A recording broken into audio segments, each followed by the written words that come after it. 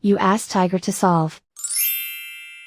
This deals with linear equations with one unknown. The final result is x equals 8. Let's solve it step by step. Group all s terms on the left side of the equation.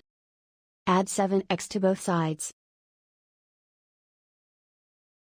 Simplify the arithmetic.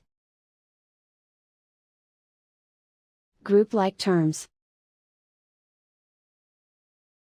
Simplify the arithmetic.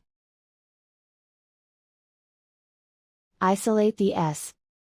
Divide both sides by 9. Simplify the fraction.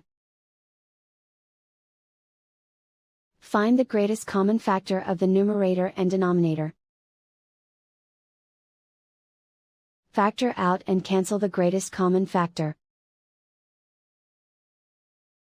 And so the final result is x equals 8.